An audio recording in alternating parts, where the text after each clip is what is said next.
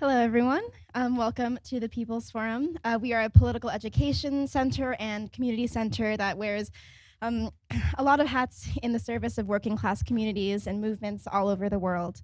In that vein, we have a lot to offer. We have book talks, obviously, conferences, panels, art workshops, art exhibitions. Dance workshops, so many things. So wherever the revolution takes you, we hope you can support you in your study and your work. I'm really, really excited to introduce today's book talk on Eslanda, the large and unconventional life of Mrs. Paul Robeson. I think this book talk means a lot to us. Actually, downstairs, our cinema is named after Paul Robeson. It's called the Paul Robeson Cinema. So we're really excited to be learning more about someone who was so key in his life and also in movement work in general around that time. In that vein, I was trying to look up videos of Essie before this talk so I could have a sense of what to even introduce. But in my very brief YouTube search, which is not nearly as thorough as Barbara's research for this book, it's really hard to find videos of her. And most of them are in co-starring in movies with Paul Robeson and or making cameos in his movies. And I kind of think that speaks to how history has kind of understood Essie in the past, overlooking him in the shadow of an amazing comrade, an amazing person in struggle, an artist and performer who was also fighting for people all over the world.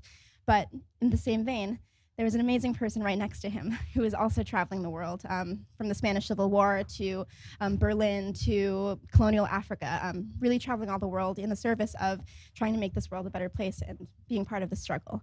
I won't go too much into it because I'm sure Barbara and I will touch on the specifics of it more, but in that vein, I'm also very excited to be joined by Barbara and Nyle.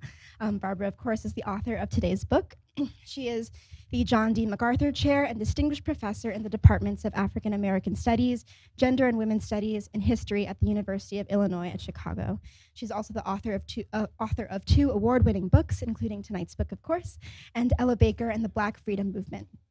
She's also the editor-in-chief of Souls, a critical journal of Black politics, culture, and society, and publishes regularly in popular venues that you've heard of, including Dissent, In These Times, the New York Times, The Nation, the Boston Review. And not only is she an accomplished historian writer, but she's also an amazing and longtime activist. And she's co-founded a number of organizations, including the Ella Baker Nelson Mandela Center, Ella's Daughters, and African American Women in Defense of Ourselves. That's a very long list. Yeah. So we're very honored to have her here speaking on her work and on the life of an amazing woman. We're also joined by Nyle Ford, who earned his PhD in religion and interdisciplinary humanities with a concentration in African American studies from Princeton University, and his research addresses issues of race, religion, politics, and activism. He's currently writing a book on African American mourning with a particular focus on how public acts of grief shape and are shaped by Black politics. And he's currently the Minister of Social Justice at Riverside Church. That's enough for me. I also want to extend a thank you to Haymarket for making this book possible and making this event possible. And without further ado, I'll hand it over to you two. Thank you so much, everyone. Okay. Kick us off. Hi, how are y'all doing? Oh, that's good. That's a lot of energy. Wonderful. It is good to be here. He's the preacher, so he's I the am better the preacher. speaker, so. I am the preacher. Well, first of all, thank you to the People's Forum for hosting this event. Yes, thank you.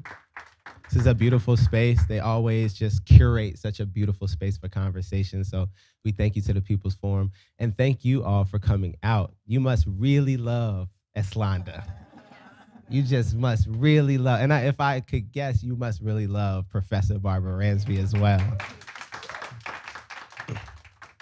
Bios don't tell the best parts of a person. And in a minute, I'm going to let Barbara Ransby sort of give an overview of the book. But just briefly for a minute, I would like to say how I met Professor Ransby.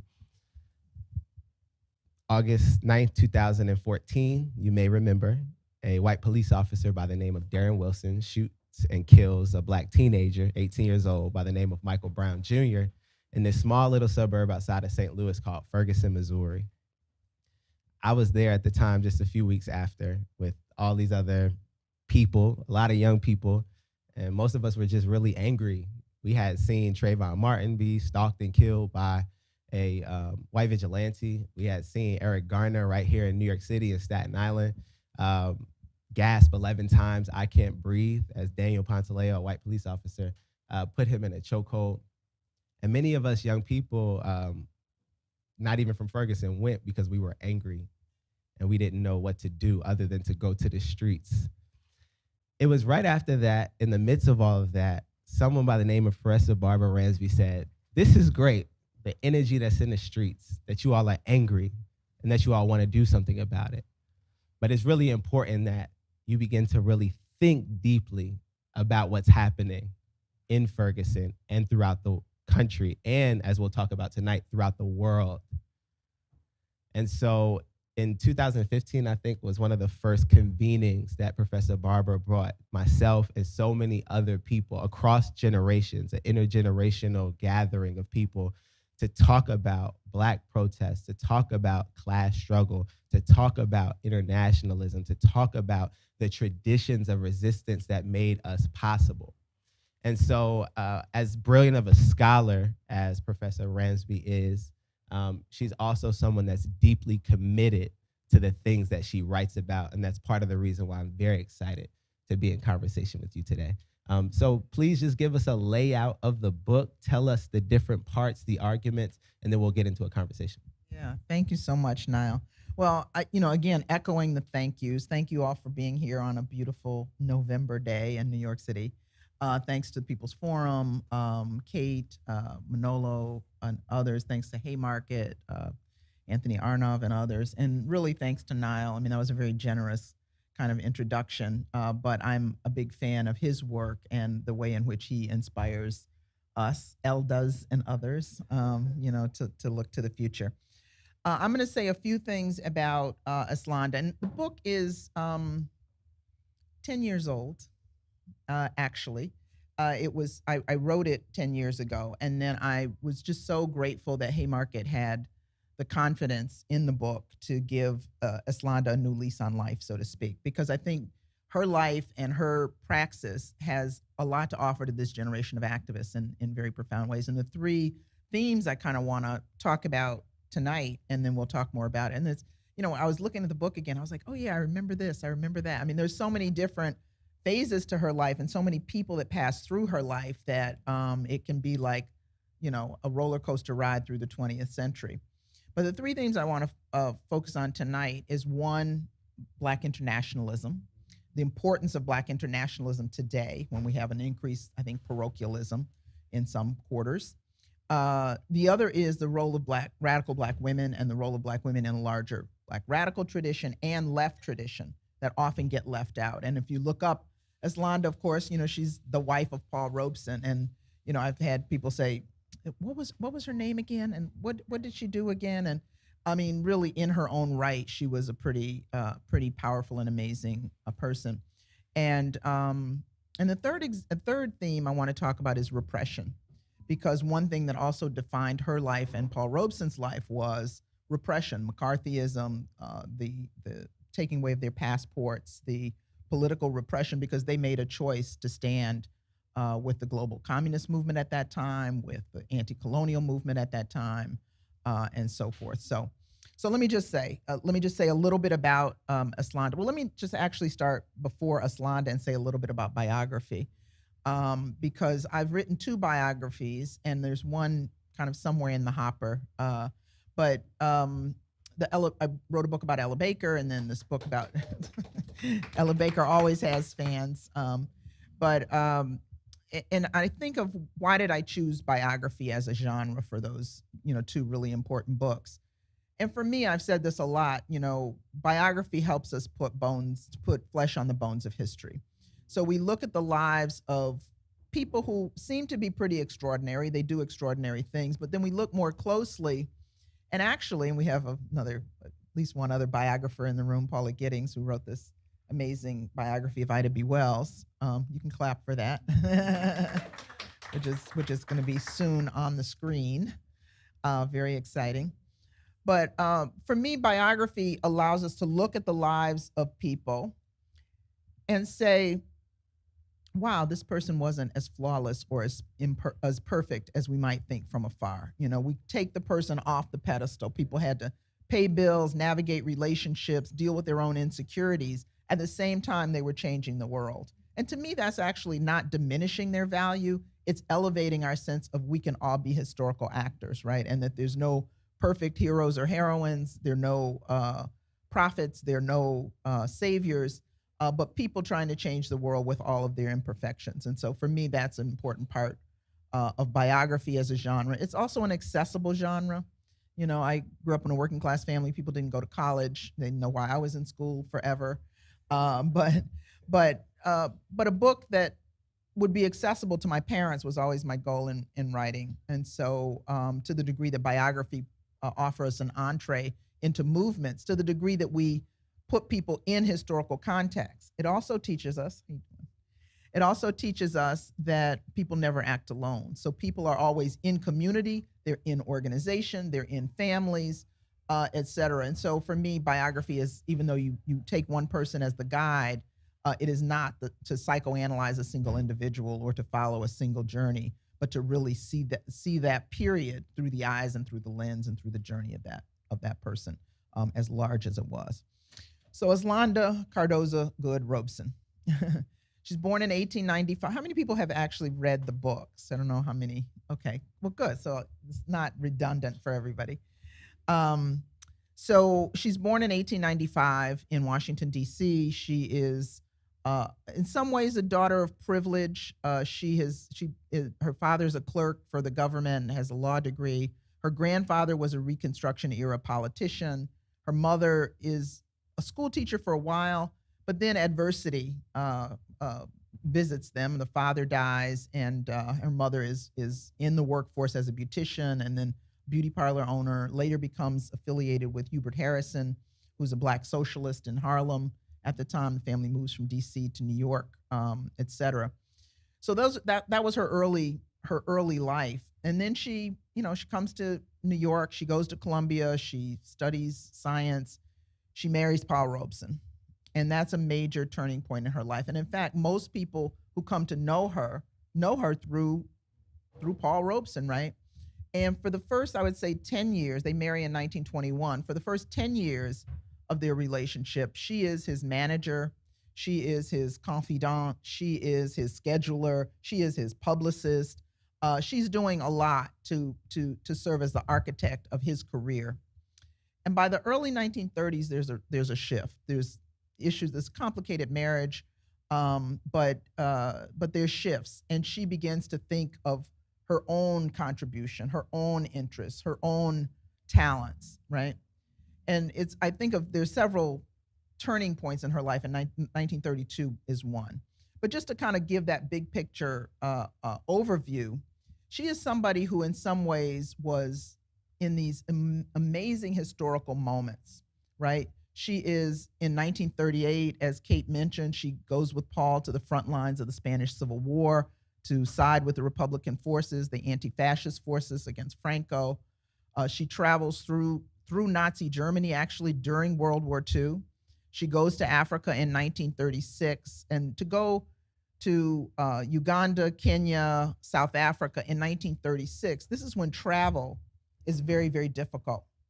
She ends up meeting many future leaders of the African National Congress when she's in South Africa in 1936. She goes to a very famous conference called the Bloemfontein Conference, where she meets, Albert. I'm trying to remember which one she meets several members of the ANC. Some were there, some were not, who later become, leaders of the country.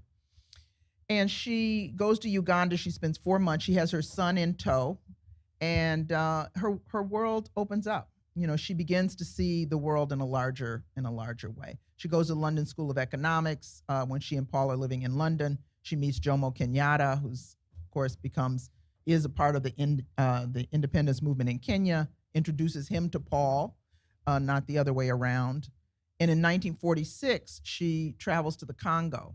And this is another really important trip for her, where she goes deeper and deeper into the Congo. And she has a journal that she keeps, which is very, very careful, chronicle of her travels. She's getting on smaller and smaller airplanes. She's having to leave some of her belongings in villages along the way. So it's a very kind of dramatic period for her. And then, of course, she's actually there at the founding of the United Nations in 1945 as a writer. She's an anthropologist, a writer. She writes 3 books, one with Pearl Buck called American Argument, one a biography of her husband, and the other one is this African Journey, which is about her travels in Africa. So she becomes a very staunch anti-colonialist, and she describes, unlike many writers to the continent in that period, she really describes an opening up of her own intellectual horizons as she talks to people in very small places throughout, Southern Africa, mainly in East Africa. And then she continues to co-found the Council on African Affairs, this whole long list of political and professional accomplishments in her life. But she's also becoming radicalized. She's becoming a critic of capitalism, a critic of empire, in her own right. She meets Black people from all over the world when she's in London, when she's in Paris. She meets women from, feminists from Egypt, from India, from all over the world. And, she becomes a different person. And she says, I left the United States as a Negro woman and, she returned as a Black citizen of the world. So it's that internationalism, I think, that is really important about her story. And I think today, Nyle and I were talking about this before, there's in some ways a shrinking of a notion of what Black radicalism is, or what, people forget about the Black diaspora or Black internationalism beyond the African diaspora, right? She was in touch with people all over the world. She became a good friend of Jayalakshmi Pandit and Nehru, who became the first leader of independent India. She traveled to China in 1949, a few months after the revolution. So she had a very broad sense of the world and very clear, very, very clear about the liberation of Black people tied up with that. She also reached out to, and increasingly, as she focused less on the marriage and more on her political work, sought out women who were in all these places, who were also fighting for women's issues and women's rights alongside a larger, liberation struggle. So that was very important. And, in my own work and research now, one of the things about this generation of activists here, there's a very strong Black feminist leadership, very clear Black women leaders in all of the movements, from immigration rights, to the movement for Black lives and abolition. So consistent with Essie Robeson's forward-looking vision of any movement for liberation had to include gender justice. The other thing is about repression. So in the 1950s, as we all know, there was, in the wake of World War II, the Cold War on a global scale, and in this country, McCarthyism, which led to the persecution of many, many people, friends of the Robesons who were members of the Communist Party, people who weren't members of the Communist Party. And the Robesons lost their passports, both of them, were blacklisted and unable to travel for a number of years. Eslanda gets called before the Senate Un-American Activities Committee. It had a longer name, and this was the committee that Joe McCarthy oversaw, unlike HUAC, the House Un-American Activities Committee. And she was defiant. She was, refused to name names, if you will, refused to give them an inch, and in fact, turned the tables on them and questioned, their legitimacy as a committee. So she said after that, someone asked her, wasn't she afraid? She said, well, the only thing I'm afraid of is cats, was her line. So she was pretty brazen. And I think, it's interesting to me too, that they held a lot of privilege. When they came back from London, they had this fancy house in Connecticut. Paul was getting paid, better than many artists of his time. And all that was thrown into jeopardy, and much of that was lost because of the political stance that they took, and they were pretty unwavering in it. So privilege is one thing, but a set of principles to them was much more important. So anyway, lots of things to say about her. I think I'm really much more interested in having a conversation with all of you and with Nyle. But I will say, in terms of the echoes of the threat of repression, we see in this moment the rise of white nationalism in this country. We see anti-protest legislation in places like Florida and elsewhere. We see the blacklisting of people who are critics of the government, but also people who speak out in solidarity with Palestine. So it's very important to, history does not repeat. So we know that you can't step in the same river twice because it's moving, right? But we do see parallels and we do see patterns. And one thing now, I think there is a real threat of authoritarianism in the world and in this country. It's from, Duterte in the Philippines to Erdogan in Turkey to, at least Bolsonaro went down for now in Brazil. But in this country, a resurgent authoritarian movement. And we really could, I don't mean to be alarmist, but we could see a lot of threats to our ability to organize. And now this is understanding the limits of bourgeois democracy as it exists anyway, right? But it could be a lot worse and we could be on a very different terrain. And I think to take that seriously at this moment and to think of what things movements can do, the movements that we're affiliated with now and hopefully movements that we will see growing even stronger in the years to come. What can movements do to anticipate repression going forward? Because that too will not last. So I think I'll stop there and happy to answer any questions or really engage Nyle first in talking about Eslanda and what her life offers in terms of lessons. Wow. So I have no questions to ask. You basically answered all of them. We can open up the Q&A now. I'll ask a few. So one thing I like to do, this is only my second time doing this at the People's Forum, so y'all pray for me as I do this. I'm a little nervous.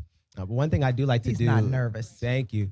One thing I do like to do is read. And so if it's okay, I want to read a few of the sentences before we get into some of the questions. Is that okay? Just in case for some of y'all who didn't read the book, this is a little bit of a plug. There's some beautiful sentences in here. And behind the beautiful sentences, some really amazing thoughts. So you write on page 9, it's in the introduction, but even though I have foregrounded Essie's, Essie being her nickname, own articulated views and situated her in a wider world, I understand that I still have another job to do, and that is to add myself to the mix, however humbly. This happens whether we biographers admit it or not, so I admit it. This story is also in part about me. It is biased in favor of my curiosities and questions, my passions and predilections, and it's subject to my judgment calls and assessments of what matters and what does not. So that's awesome. And part of what I want to ask, so you make decisions in the text itself, but you also made a decision to write this text. And so I'm curious why Eslanda Robeson? I mean, there are other Black intellectual activists, women who lived through important times. What drove you to write about Eslanda Robeson in particular? Yeah, and when you read back my words, I was like, oh, okay. I agree with that. So I first became curious about her as an undergraduate here in New York. I was researching something else. I was up at the Schomburg Library as a undergraduate, poorly paid research assistant for a professor. And one day on my lunch break, I started looking at the other collections other than the one I was being paid to actually, meander through. And there's a small Robeson collection at the Schomburg. And so I started to look through it. And of course, it has a lot about Eslanda. I mean, not only was Eslanda, Paul's manager and publicist and a caretaker of his early career, but she really was a best friend and a confidant throughout and a comrade, throughout their lives. And she was an archivist.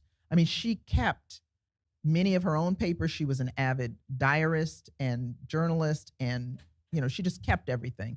So that collection, as well as the collection that's at Moreland Spingarn, which is a larger collection, as well as a collection which is in Berlin, it's all her doing. Paul was not keeping track of stuff. He was concerned with the big picture. He was an artist. So I found a lot about her there, and that really sparked. So I wrote a little article about her many years ago. And then I thought, decades later, I said, I'm going to read a biography of Eslanda Robeson. I'm sure someone has written one by now, and they hadn't.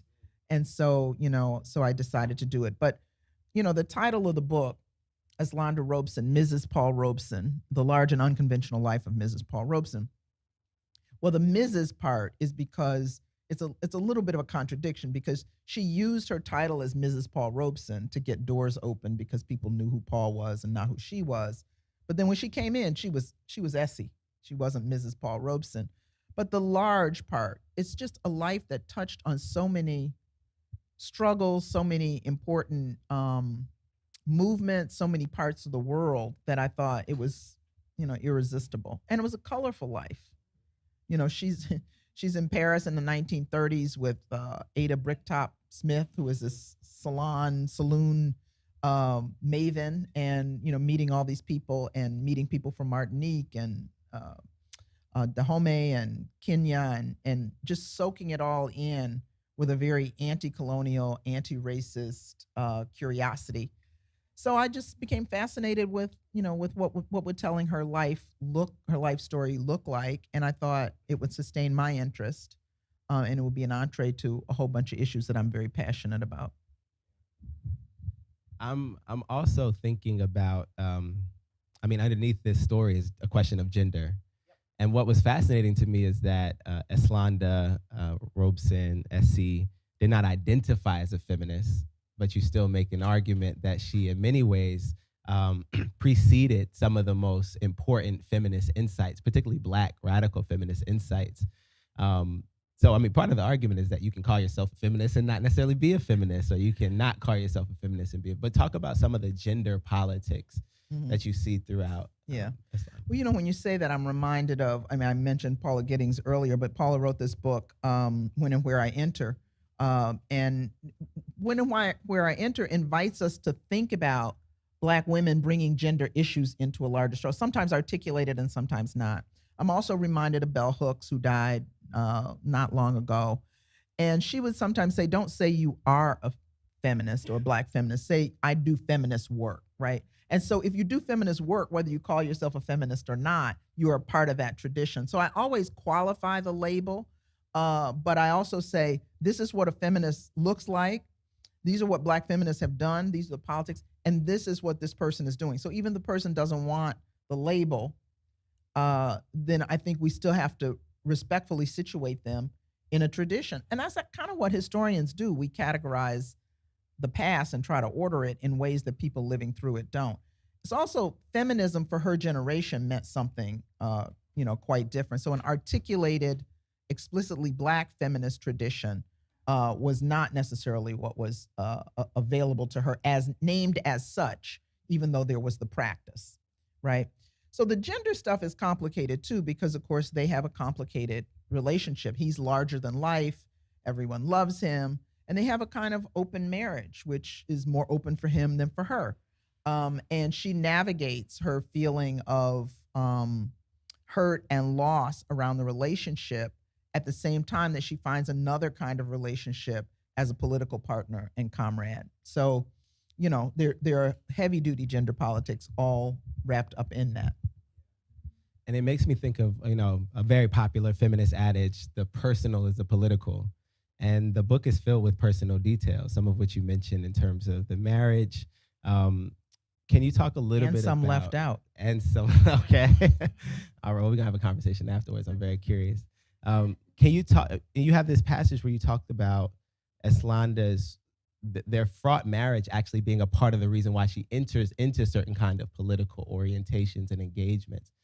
Can you talk a little bit, because that phrase is used very differently in different political circles. The personal is the political. It seems like you're doing something particular in this book around that idea. And I'm curious, how does Eslanda make us think about, and the way you think about Eslanda makes us think about that question of the personal being the political?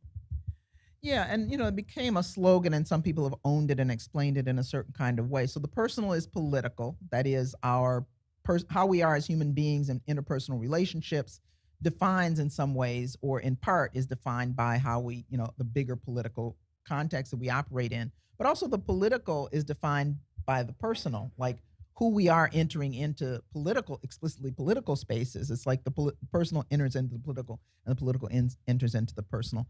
I think for her, she made a decision to stay in a marriage, to redefine the terms of that marriage, and to assert her own agency and her own desires and needs in a very particular way. And some of that was consistent with Paul, and some of that was just what she wanted to do in the world. And so, so I think we see that in the navigation of marriage, in the navigation of new relationships, because there were a lot of people. I mean, she went to the African continent 3 times for extended periods, and Paul didn't go with her any of the time.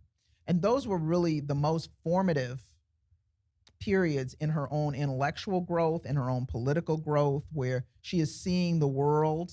She's engaging in people who have been all over the world. Some of them, been involved in armed struggle and so forth. So there's a largeness and a depth to that experience that she has on her own. And so I think that's really also important in how she's defining her personhood and not just, her Mrs. Paul Robeson identity. Let's talk after too about some of the ways that phrase is used, and I think very dangerous ways, right? Different than how you're using it. Yeah, and the thing I wanted to say, because you reacted when I said things are left out, back to the question of biography. A biography is not a transcript of a life, right? You make decisions about what to include and what not to include. And with both the biographies I've written, I had choices to make. What is needed, what information is needed to tell this story fully? What information do I have? Because there might be some information I just don't have. But you make the decision to leave out things that don't, that might distract, right, from the larger, more important narrative of that person's life. And you're making a judgment call about what that important narrative is. So this is a political biography. It focuses on her political voice and work. And the other stuff wraps around that, I think, and humanizes her and fleshes her out, but it's not primarily about her and Paul, or it's not primarily to psychoanalyze her as an individual. So, yeah. I want to open it up soon, but I kind of want to switch gears because I know you want to talk about the present moment. In many ways, what you wrote about. Both of us too. Oh, no. I'm the interviewer here. Folks came on a 70-degree day to see you, so we're gonna keep it that way. I met you between a rebellion and an election. So we met maybe late 2014. You convened us in 2015, and you all remember leading up to the 2016 election. The country was on fire. And many of us were trying to think about, as contemporary activists, as young activists, what do we do in that moment? And it strikes me that we're in similar kind of situation. 2020, you talk about in the introduction or in the preface, over 20 million people, stormed the streets in the aftermath of the killings of Breonna Taylor and George Floyd and Ahmaud Arbery. And of course, we have a midterm election coming up in a few days. And so we find ourselves in this similar moment, but there's also discontinuities. There's been a pandemic. We've been, under the weight and gravity of grief for years. There's a kind of uncertainty that we're dealing with. And even at the rise of Trumpism, we are kind of back and forth between corporate Democrats and Trumpist fascists. What does this book and your reflections on this book 10 years after it's published have to say to our current political moment? Wow, big question. I think there are parallels to that moment in 2015, and then some differences too. And I think Eslanda's life story has some things to tell us, and then, of course, as I'm always saying, we have to do the heavy lifting to figure out our own moment. When we describe the corporate Democrats on the one hand and the growth of a really right-wing, vicious authoritarianism at the other end, I think we have to have confidence that there is another path. And there are people organizing all over this country in small groups, in coalitions. There are union organizing going on. There are people sending delegations to, Brazil, to Haiti, to Colombia. So I think that we have to look at the electoral moment, certainly, but people on the left, our electoral work has to always be in a bigger container of a movement, right? And that movement consists of many different fronts of struggle. Not enough going on right now, and certainly a very vicious and ruthless opposition.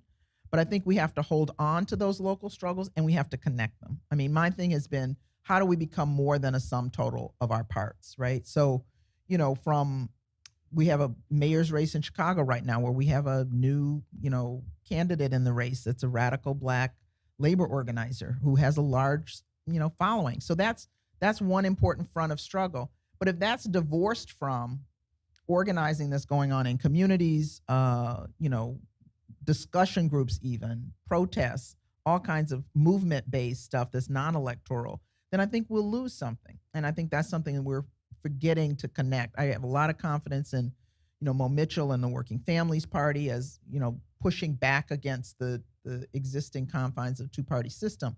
But if we really have a critique of capitalism, we really have a critique of neoliberalism, which is not a separate system, by the way. It's, a governing model for capitalism in a certain period.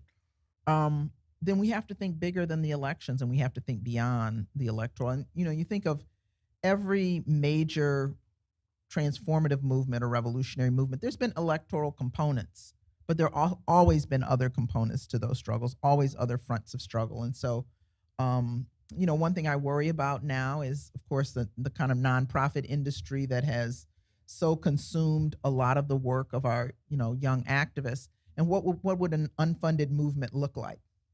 Well, all the people who, one brother on my side. But I mean, we people have to eat. So I mean, I'm not dissing, and some of the most amazing young activists I know are getting paid to be organizers. But it's just very fragile. It's very, very fragile. That could go away.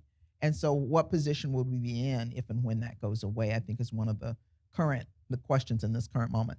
The other thing I want to say is, as a historian, everything has a beginning and everything has an end, right? So we think of racial capitalism as being all powerful, having a forever life. It really, there are cracks in the mold that are pretty serious. And it's not going to just fall apart and disappear. I mean, they're going to fight like hell to hold on to their disproportionate share of wealth and power, meaning the corporate elites. But there are some serious fault lines. And I think we have to, part of our challenge is to diagnose that too. And, leaders and thinkers who've been dead for 100 years are not going to figure out the 21st century for us.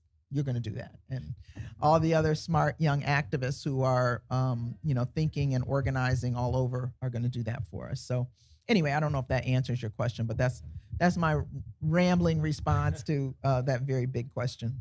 No, that's better than the answer to the direct question. And I just want to open up. We're going to open up in a minute, so I hope you all have questions, comments, show a lot of love. I want to go back to the question of Black International, but I also want to first say I was blown away by Eslanda Robeson's amount of things that she did. Like, was a chemist, was a biographer herself, wrote plays, was an actor, traveled across, Africa, and so it was really amazing to me because she also ran for office twice, I think. Yeah.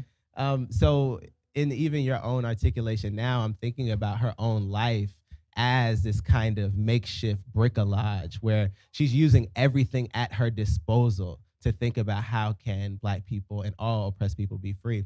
I specifically want to go back to the Black internationalism piece. When we met in 2015, I think most of us just had a kind of narrow understanding of what Black freedom meant.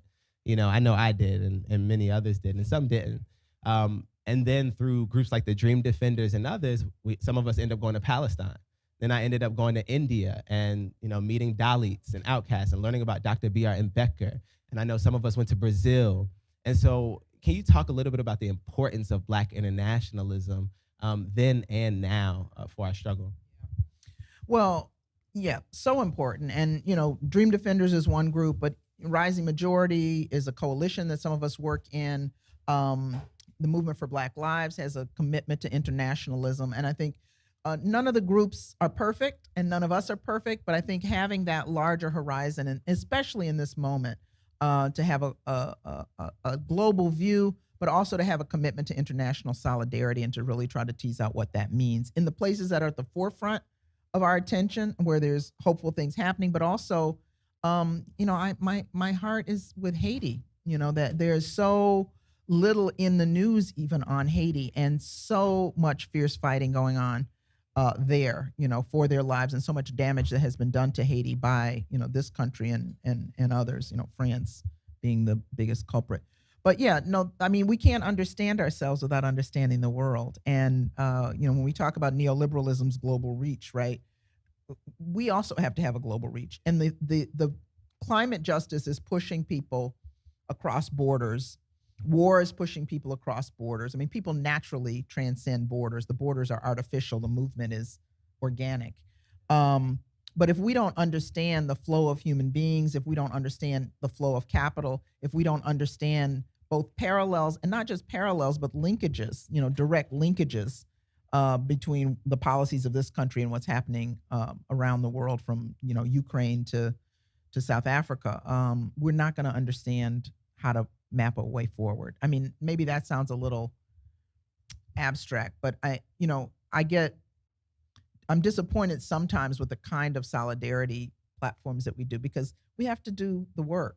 I know Manolo knows this. He travels all over the world and takes it all in a deep sort of way. And sometimes we say things like, I just support the Cuban people, or I just support the Venezuelan people, or I just support the Haitian people. On the ground, people are making political choices, and we have to be serious enough and savvy enough to know, what are the forces that are advancing and what are the forces that are being co-opted at any given moment. We had to make those decisions in the anti-apartheid movement, which took a big chunk of my time in life for many years. When there was forces of the ANC, which ultimately broke my heart, but anyway. And then there were other forces, and they wouldn't at one point share a stage together. So even when we did solidarity events here, we had to make choices, and we had to know enough about the politics on the ground to make those choices. But we can't organize here in a vacuum, and we can't organize with blinders on. I mean, the worst concession to empire is to do that. So, yeah. Yeah, and also, I mean, your work makes me think a little bit about Robin Kelly's work in terms of how to think about solidarity differently, because in my political formation, it was like we have to prioritize Black people over other people. And solidarity in certain ways became based on common oppression. If your oppression doesn't look like Black oppression, then we need to focus more internally. But folks like Robin D.G. Kelly, but and also you talking about this long Black freedom struggle that thinks about solidarity, not based on common oppression, but common resistance. That our collective will to be free, regardless of your race or gender, or ethnicity or zip code, is what brings us together and unites us. So I personally appreciate it. And Black oppression looks different in different places. Yes, that too. For sure. That too. Okay, I want to end our formal conversation with some more reading. Is that okay? Yeah, remind me of what it says. I will. And then we'll open it up. So I hope you have questions and things like that.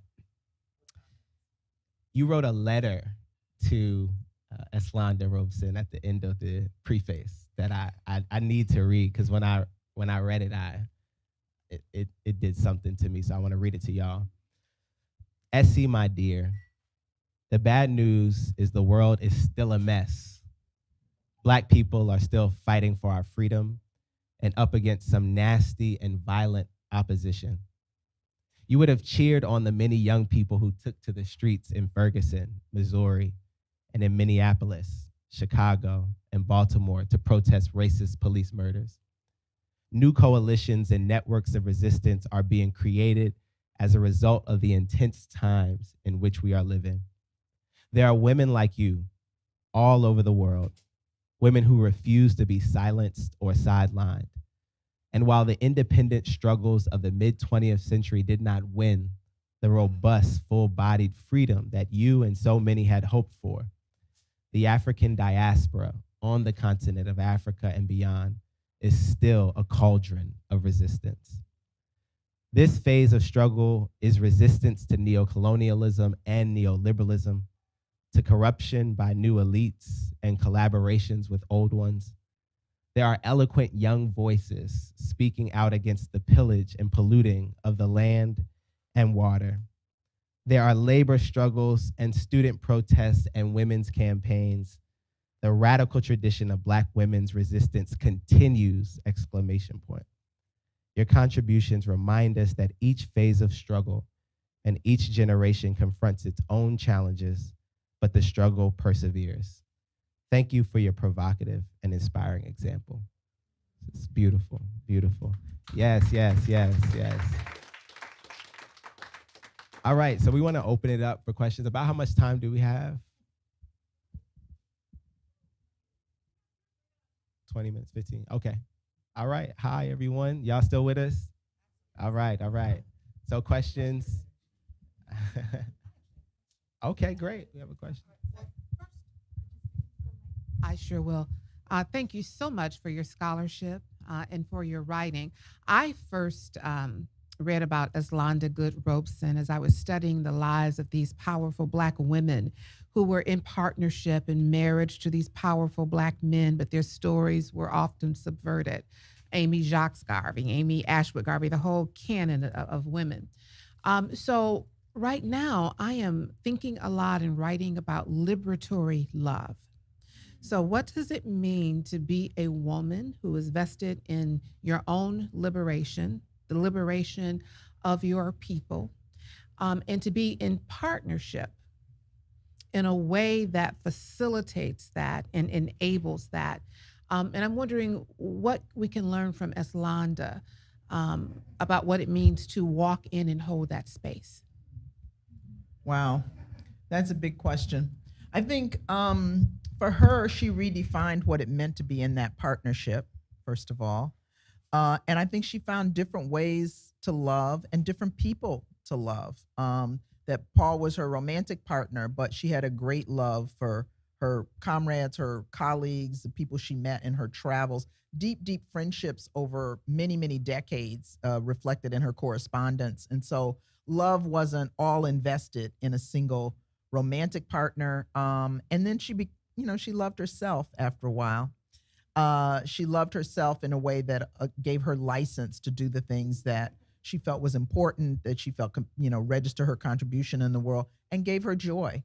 There were great moments of joy, of dancing and singing and eating and drinking and laughing. And she chronicles those things in her journal and her diaries. I mean, one of the things as a biographer, when you get a diary, and a diary doesn't always tell you the truth either. A diary tells you, you know what I mean? Because there is some scratched out places and all that. But it does give you some insight into the inner thoughts of the person. And so at the end of a meeting or something, the delight she took in certain things, I think, was part of her love, her self-love, and her affirming of her own right to joy, even when the marriage didn't always give her everything she wanted it to. Other question right here. Thank you both. Glad you came back to refresh us. Hi, Captain Hi. Essie. Yeah, good to see you, hon. Two questions, unrelated. You did a great job. You said you didn't know what you're going to say, but you came up with a few good things. He's got that self-deprecating cover there. I know, really. Yeah. I've heard him preach. Right, I know. And I'm not religious, and I was saved at the end. I know. I know. I feel like he set us up. Anyway, two questions. One is, when you started off reading a passage and talked about how Barbara put some of herself in the book, and I've caught a glimpse of something you're writing now, and where I think putting yourself in it is so important. So I'd love for you to kind of elaborate, both from when you're writing biography, but also when you're writing political analysis. To say a little more about how weaving yourself, why that's important, what it means to you. And the second thing is, it's kind of a mixed crowd in terms of age, and which is very encouraging always to me. But you talked about the different coalitions, also young people. And I wonder if as someone who is older, not as old as me, but an elder, if you could talk about what You're it saying is. I'm an elder? Yeah, I know you. I know. Embrace it. I know. Sorry. But my question is more like, what role do you see, what relationship do you see between younger and older folks in our movements? And not just, really young, but the decades. What's important in maintaining those relationships for freedom and for liberation? Now, you know better than to ask an older person two long back-to-back questions and remember it. Now, the first one was about putting myself into the work.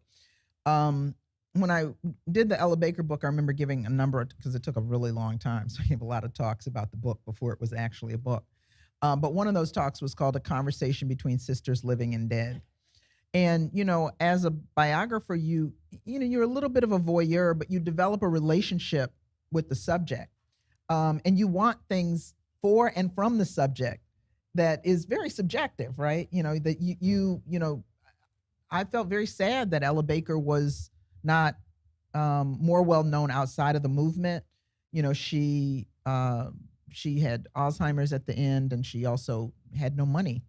And so, there was a sadness about that loss. But then I had to kind of step back, and there were so many quotes from her and so much evidence from her that she had the life that she chose, and she was very proud of it, and she had made a very important contribution. And so I think putting myself into it, sometimes you want the sources to say things that they don't, and that's a complication of a human being, right? So, didn't you really think of it this way? And it's just not there. So that's, putting yourself into it. And then you think about your own life and choices, and you always come up short, it's thinking of these subjects.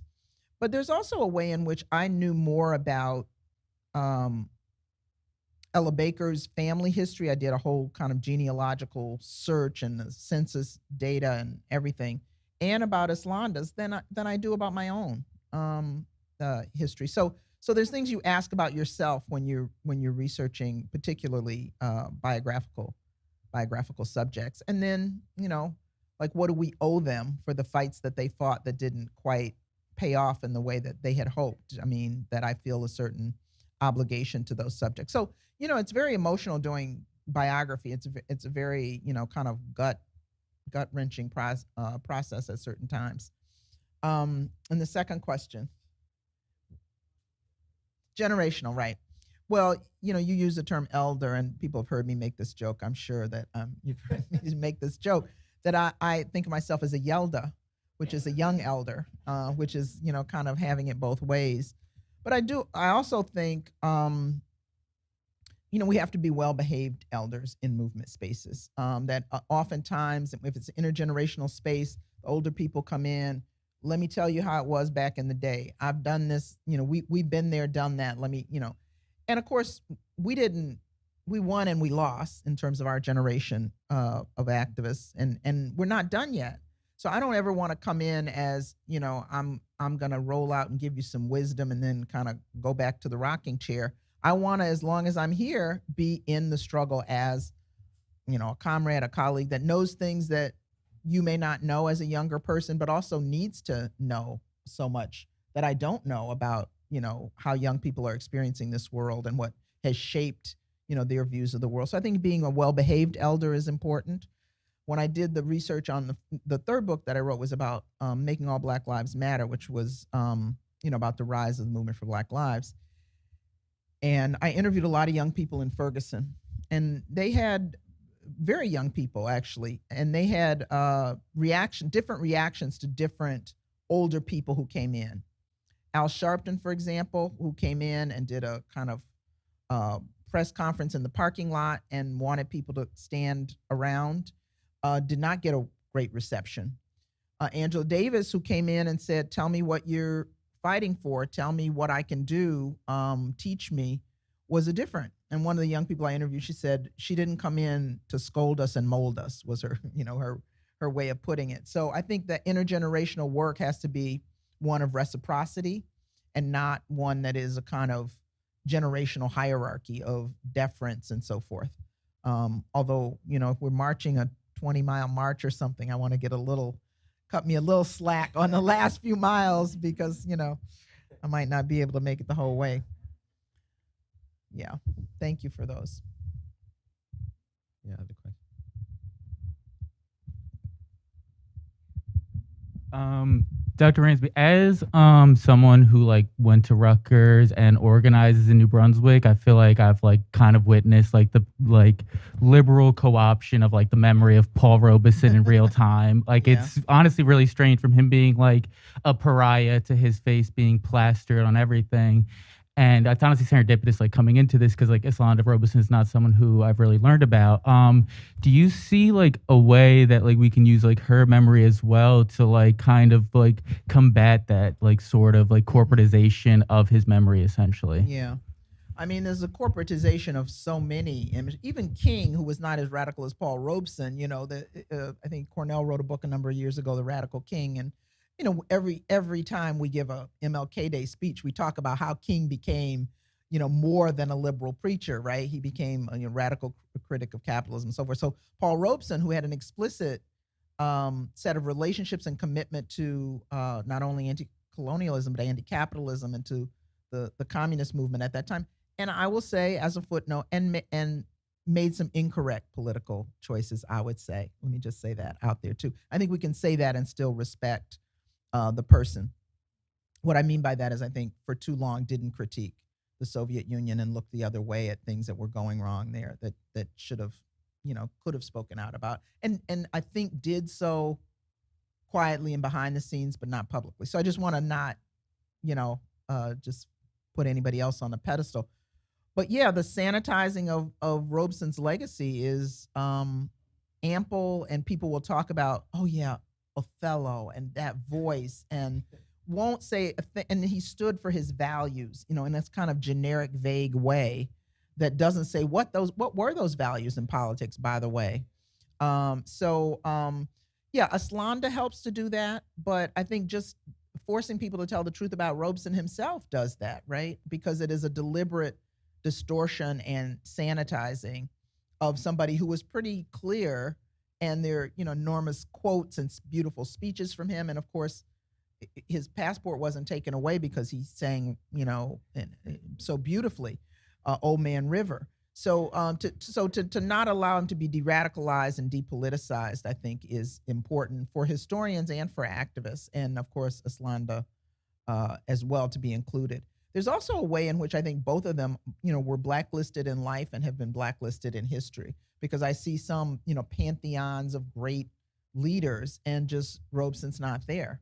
The Robeson they knew about is not there, let alone Eslanda, who, many of them didn't register her importance even at the time. So yeah, thanks for bringing that up. I think that's always a fight. There is a robust radical tradition in this country and certainly in the world, and a robust Black radical tradition, and it's always being, sort of whitewashed in one way or another.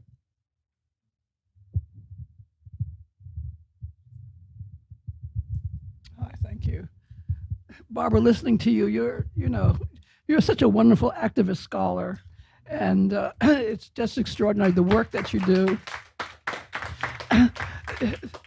Barbara runs big organizations, community organizations. She's on the ground interviewing people at Ferguson, and she's writing these magnificent biographies that are so important.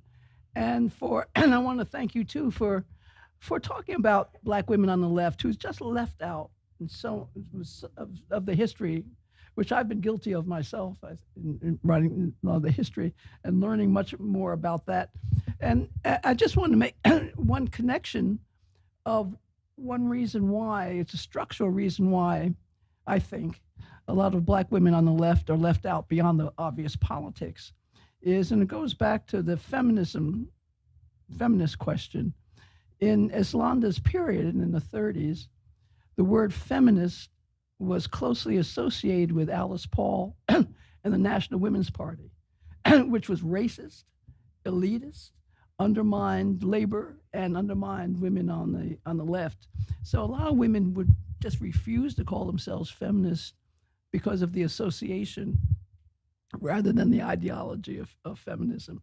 And then that in turn has kept often women on the left from being included in women's histories because they're supposed to be feminist histories.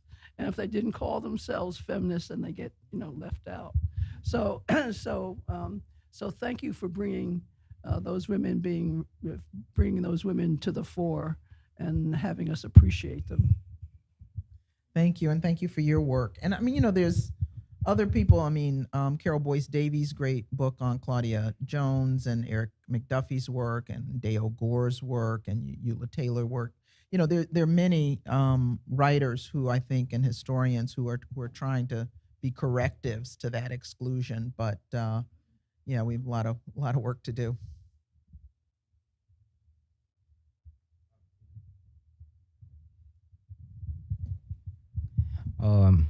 Thanks for being here. Nice hearing you. I just out of what you guys been talking about. I just want to get your feedback. What do you think of the war in Ukraine? Oh, so what do I think of the war in Ukraine? Well, any war is horrible, and that war is horrible, and horrible things have been done to the civilian population there. I think there's no denying that. Is there a larger story in terms of the provocations of NATO that preceded the war? Absolutely. I think we have to factor that in, right? So pushing Ukraine to join NATO and pushing up on Russia in the way that those forces did, I think was indeed a provocation. Does it justify the bombing and horrible bombing of civilian populations and the ruthless war that Putin is waging? No, absolutely not, and we have to condemn it. But on the left, we have to walk and chew gum at the same time. We can have that critique of NATO and what preceded the war, and then we can also have a critique of Putin at the same time. The third thing I'll say is, of course, I cringe at the photos I see, but there's also been a lot of racism in how the victims of the Ukrainian war are portrayed. I think one State Department person said something like they could be in your neighborhood. They could be just like you. Like people in Tigray are not victims of a war.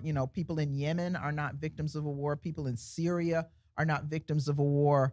There's wars all over the world, and it's a horrible, horrible, ugly thing anywhere it happens. And we should be outraged, and we should, stand up as voices for an end to war, and especially the threat of devastating weapons. But I think it's never a simple story. So that's the best I can do.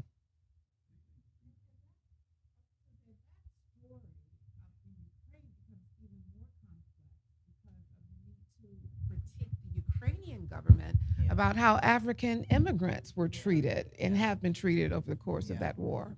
So and of course, there's within Ukraine, there's the racist element that you just pointed to, and there's the fascist element inside Ukraine. And again, politically walk and chew gum at the same. We can say that, we can understand that, and we can also say that the war is terrible.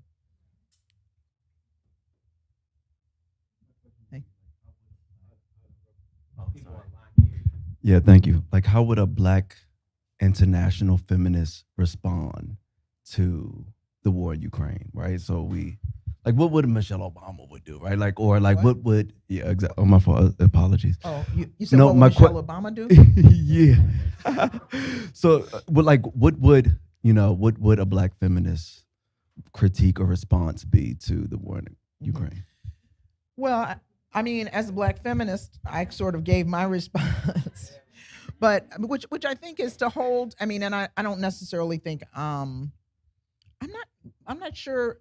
I guess Michelle Obama's a feminist, but I consider myself a left Black feminist, which I don't think she is, and an internationalist. So I guess from Black feminism, what I take is a holistic approach to understanding oppression and struggle and resistance, and holding complex things at the same time. So we understand the intersection of heteropatriarchy with capitalism, with sexism, with racism. Like all these things are not just siloed little problems, but they're all interrelated and they feed off of each other in creating a system.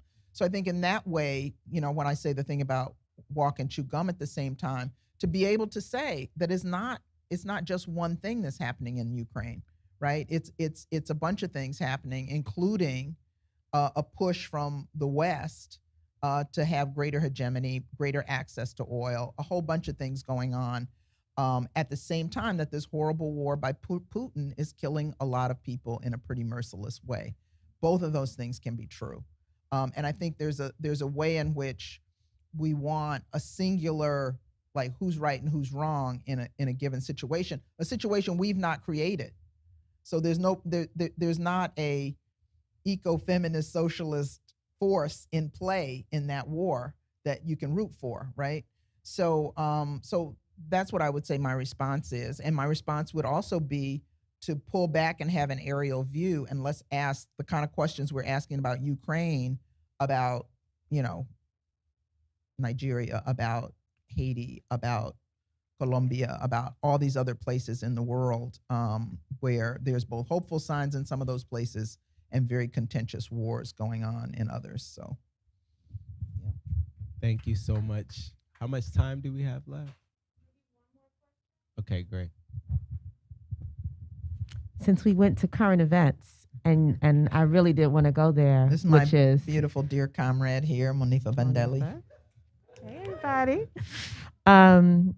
Black feminist leaders in Latin America are just at the tip of the spear in fighting fascism.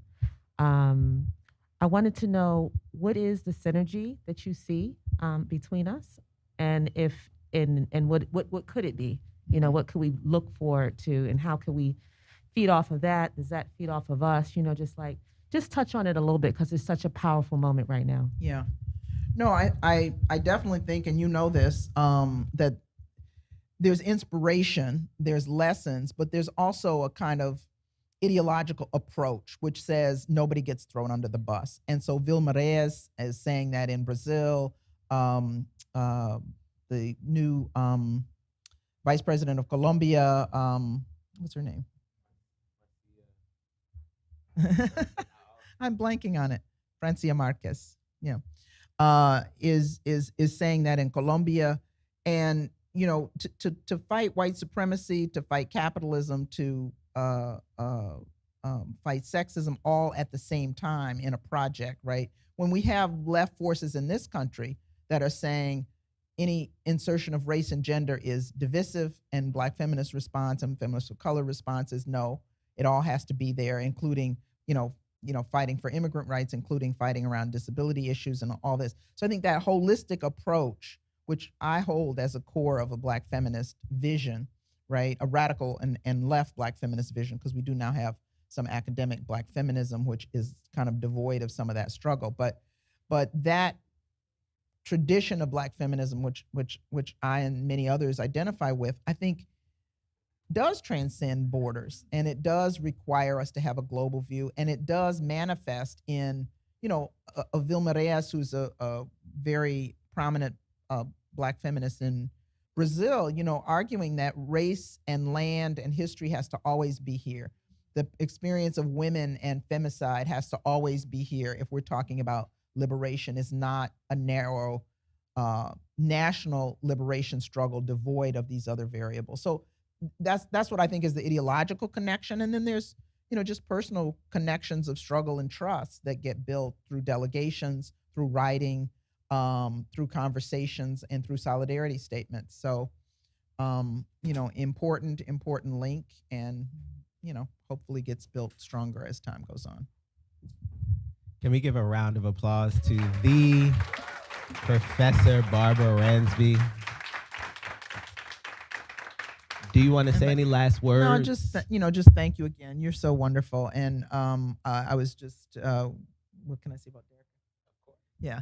So I was just on a panel in London a few weeks ago with Niall's partner and comrade, Dereka Purnell, and you know, she was so brilliant. I was like, and then I get to go be on a panel with Niall, you know, so that was a double treat. But I only thought like 3 people were going to come to this. So I'm so glad that all of you came, because it's such a, you know, it's a nice day and all of that. And so to have a conversation about Eslanda, to remember her, but also to expand it to talk about what are we going to do and what are we up against, I think is a real treat and a real important challenge to all of us. And so thank you for being a part of this small part of that bigger conversation.